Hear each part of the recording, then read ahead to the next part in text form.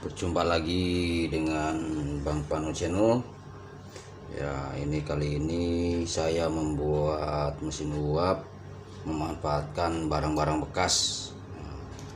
Ya, ini bekas kipas angin. Juga sama, bekas kipas angin kita belah, kita kasih plat tilas tuh hasilnya. Ini juga sama tuh, kita udah dempul nih, tinggal finishing aja nih tuh. Nah, terus dudukan lahernya kita buat sendiri. Nah, ini beli di online paling 4 ribuan ya. Ada sih sebenarnya yang udah jadi kalau nggak mau ribet.